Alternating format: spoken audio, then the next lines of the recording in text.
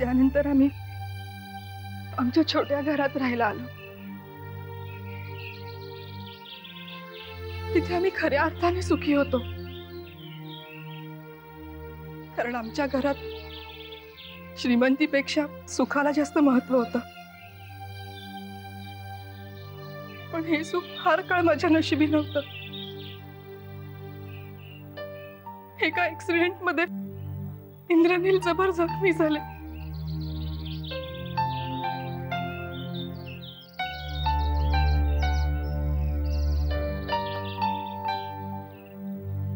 मी त्यांना हॉस्पिटलमध्ये ऍडमिट केलं। घरात असलेलं सगळं सामान विकून पैसा उभा केला।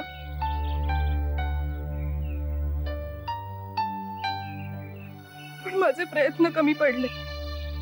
इंद्रनीलवर ताबडतोब सर्जरी करायची होती आणि त्यासाठी येणारा खर्च जवळपास 2 लाख रुपये होता। मला काय करावं सुचतच नव्हतं। शेवटी मी भैयासाहेबांना जाऊन भेटायचं ठरवलं। त्यांना जाऊन भेटले, सगळी परिस्थिती सांगितली।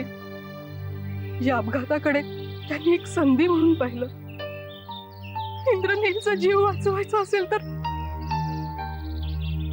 मला त्याच्या आयुष्यातून कायमचं निघून जावं लागेल असं म्हणाले। माझ्या मंगळसूत्राचा व्यवहार केला त्यांनी। इंद्रनीलसाठी मी त्याच्या आयुष्यातून निघून गेले, पुन्हा कधीही न येण्यासाठी। काही वर्षांनी मी पुन्हा या शहरात आले। मला कोणीही ओळखत नव्हतं आणि त्याच दिवशी मी तुला आणि विक्रमादित्याला टीव्हीवर पाहिलं। जी अवस्था माझी झाली ती तुझी होऊ नये म्हणून मी तुझा नंबर शोधून काढला आणि तुला फोन केला।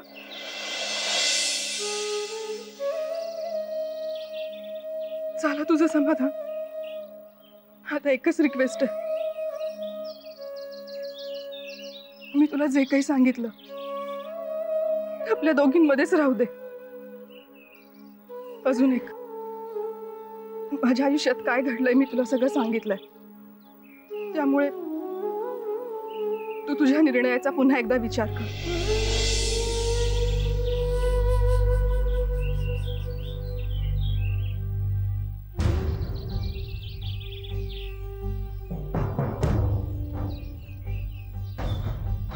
येऊ मी?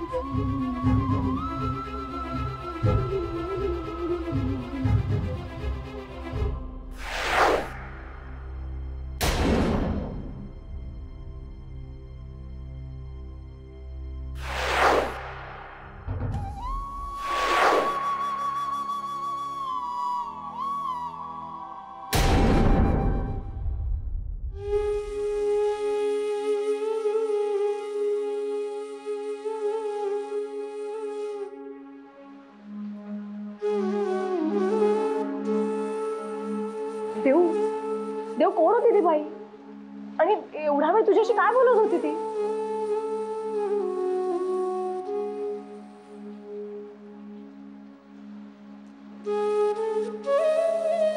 देव अगं काय झालं? एवढ्या टेन्शन मध्ये काय आहेस तू? कोण होती बाई सांग ना।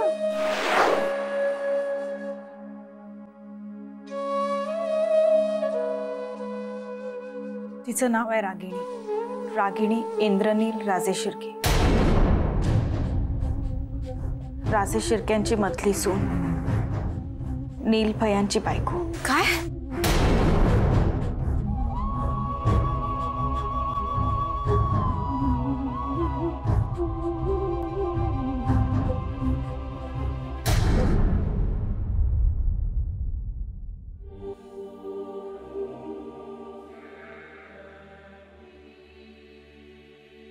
विक्रम भाऊजींचं लग्न ठरलंय तर आता नील भाऊजींना घरी बोलवायला हवं. म्हणजे लग्नाची बातमी कळल्यावर त्यांना आनंदच होईल ना. पण त्यांना शोधणार कुठे? त्याची काळजी तुम्ही करू नका साहेब. त्यांना इथे आणण्याची व्यवस्था आम्ही बरोबर करू. आणि आमच्या लग्नाच्या वेळेस ते इथे असणं ही आमची गरज आहे. रणवीर, तुम्ही एवढे शांत का? तुम्हाला काय वाटतं, नीलराजे कुठे असतील? इथे कुठे असतील, तिकडे दारू पिऊन पडलेले असतील नक्की. आम्ही त्यांच्याबद्दल काही बोलायला गेलो की ते आमचे धाकटे भाऊ म्हणून आम्ही त्यांना समजून घेण्यात कमी पडतो असा आरोप केला जातो. पण ते स्वतः राजे शिर्के त्यांचा त्यांना विसर पडतो याचा कोणी विचारच करत नाही. आदित्य राजेंच्या आजारपणात ते थोडेफार सुधारत असल्यासारखं आम्हाला वाटत होतं, पण नाही, त्यांना भिकेचेच डोहाळे लागलेत. शांत व्हा रणवीर, आम्ही फक्त नीलराजे कुठे आहेत एवढंच विचारलं. नीलराजे कुठे आहेत हे तुमच्यापेक्षा चांगलं कोणाला माहिती असणार. सांगा साईमाना. आम्हाला माहित असतं ते कुठे आहेत तर आम्ही मुळात त्यांना घर सोडून तिकडे जाऊच दिलं नसतं.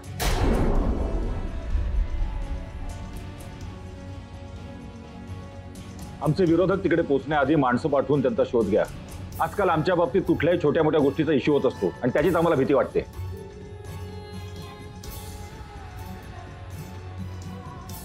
रणवीर, तुमच्या विरोधकांपेक्षा आम्हाला नीलची काळजी जास्त वाटते, म्हणून आम्ही तुम्हाला त्यांच्याबद्दल विचारलं.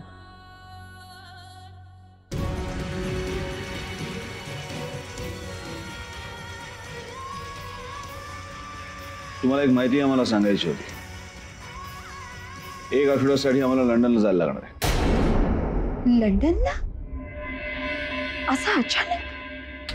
भाऊजी, म्हणजे लग्न इतकं जवळ आलेलं असताना तुम्ही असे अचानक लंडनला निघून गेलात तर अजून तयारी देखील काही झालेली नाही. आणि तुम्हाला असं अचानक लंडनला का जावं असं वाटतंय? खूप महत्वाची मीटिंग आहे भैया साहेब आणि आम्ही टाळू शकत नाही. ती मीटिंग अटेंड करणं आम्हाला भाग आहे. आणि लग्नाच्या तयारीचा प्रश्न असेल तर त्यासाठी तुम्ही आहातच. पण भाऊजी,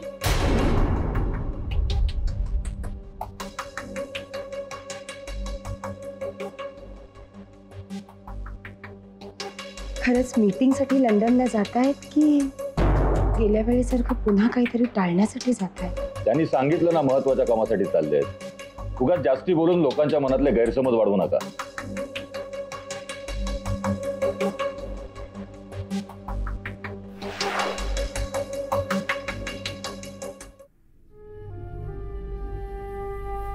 देऊ, अगं आता नील भैयांची बायको मला भेटायला आली तर लगेच तुम्ही असं काळजी करण्यासारखं काहीही तिने मला सांगितलेलं नाहीये. आई बरीच वर्ष झाली ती इथे नव्हती, आता ती परत इथे आली आहे.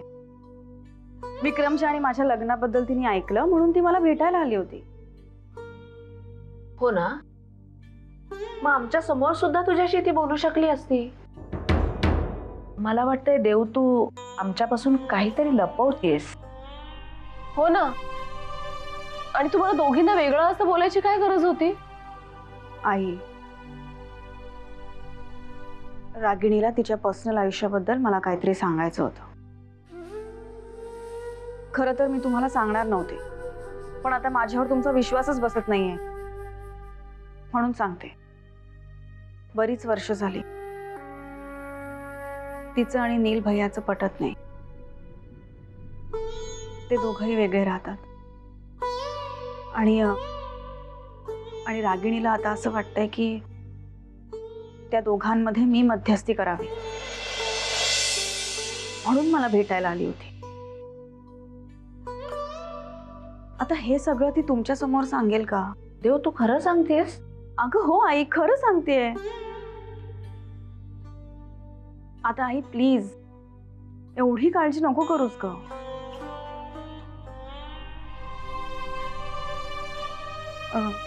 बरं मी जरा आलेच. हा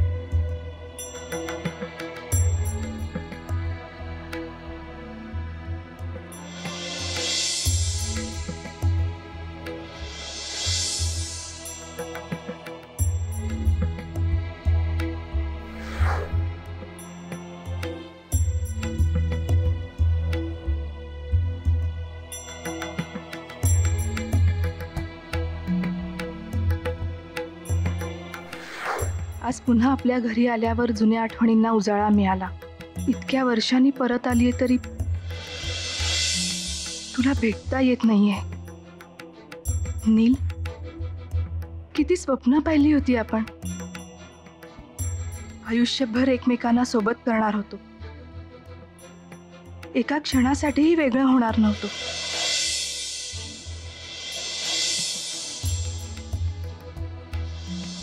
नियती इतकी क्रूर का रे वागली आपल्याशी. आपली अशी ताटातूट करून कोणता डाव साधला नियतीने.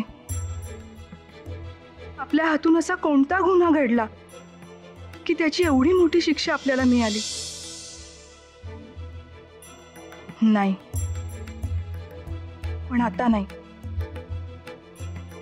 काहीही झालं तरी आता मी नीलला भेटणारच. आता मीही बघते कोण अडवतंय आम्हाला ते. नील, तुझी रागिणी परत आलीये तुला भेटायला.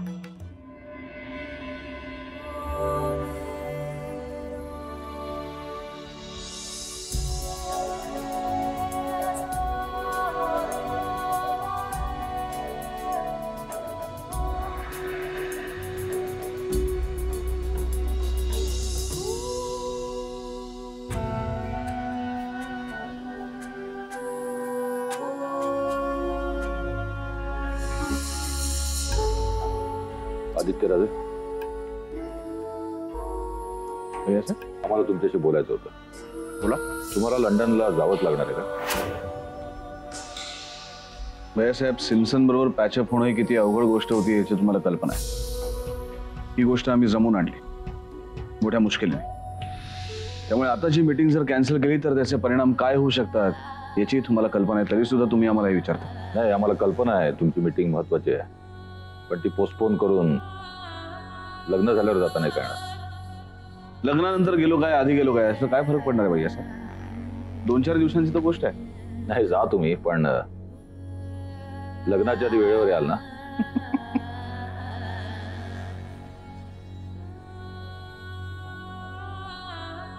भैयासाहेब, तुम्हाला काय म्हणायचं आमच्या लक्षात येत आहे, पण त्या बाबतीत तुम्ही अगदी निश्चिंत राहा. आम्हाला जर लग्नच करायचं नसतं तर आम्ही होकारच दिला नसता. तुमच्या फायद्यासाठी का बहीण, पण आम्ही लग्नाला संमती दिली आहे. खरं तर देवयानी हा विषय आमच्यासाठी केव्हाच संपलाय भैयासाहेब, पण तुमच्यामुळे आमच्या खेळाला एक्सटेन्शन मिळालं असं आम्ही समजतो. आमच्यावरच्या वेड्या प्रेमामुळे तिने आम्हाला बराच त्रास दिला. तुमच्यामुळे का विना या खेळाची आणखी काही मजा आम्ही चाखू शकतो. तुम्ही काळजी करू नका भैयासाहेब, आम्ही नक्की परत येणार. आणि हे लग्न आम्ही तरी नाही टाळणार.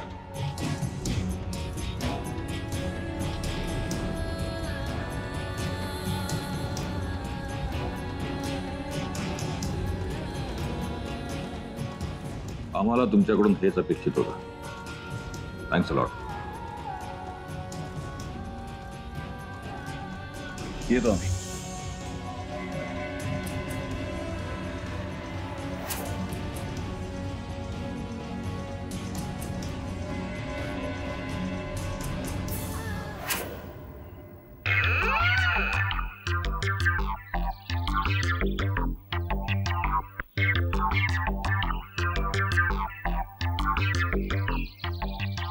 काय देवयानी, टेन्शन मध्ये आहेस? खरं सांग, तू त्या रागिणीचाच विचार करतेस ना?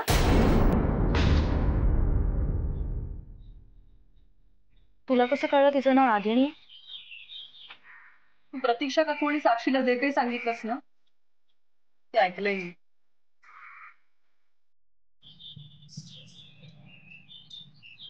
हे बघ, त्या दोघींचा जरी विश्वास बसला असेल ना तुझ्या बोलण्यावर, तरी मला खात्री आहे तू नक्कीच काहीतरी लपवतीयस. देव, काय प्रकार आहे सगळ्या?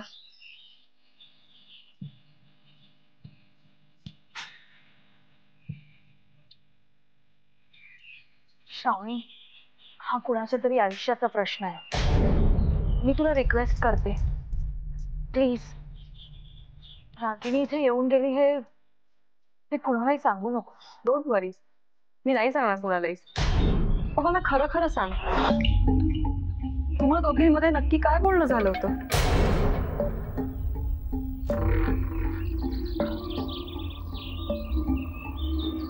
हो खरंच. अगं आईला आणि साक्षीला जे मी सांगितलं ना तेवढंच बोलणं झालं. आणि आता तुला कळलं. बाकी आमच्या दोघींमध्ये काय बोलणं होणार? मी तर ओळखतही नव्हते तिला. ठीक आहे, तुझे म्हणतेस त्यावर मी विश्वास ठेवते.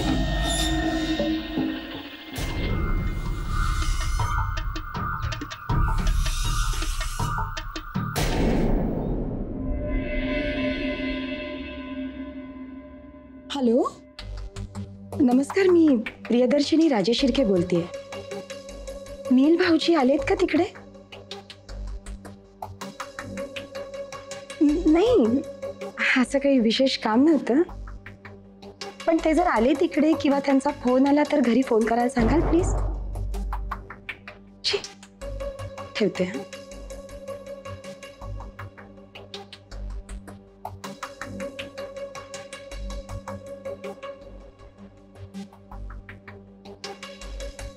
हॅलो,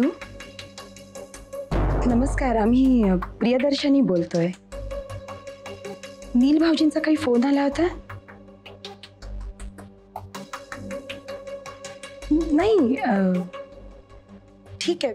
पण जर त्यांनी फोन केला तर त्यांना घरी संपर्क साधायला सांगा. जी, धन्यवाद.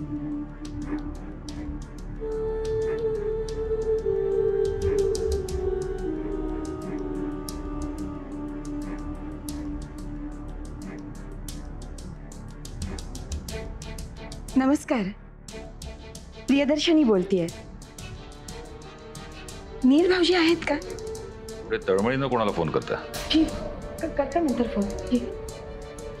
नील भाऊजी कुठे त्याची चौकशी करत होते. एवढी काळजी वाटते त्यांची? घरच्यांनी काळजी नाही करायची तर कोणी करायची? पण त्यांना घरच्यांची काळजी वाटते का? जगायचं तर जगतील, नाही तर. असं कसं बोलू शकता तुम्ही? कसेही असले तरी तुमचे भाऊ आहेत ना ते. पण ते तुमचे धीर आहेत हे विसरू नका.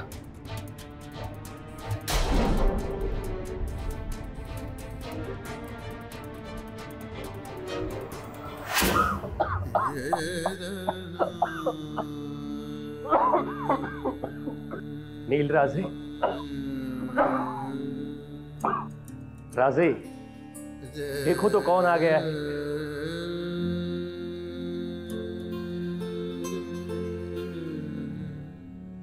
तुम्हारी आरज़ू पूरी हो गई है.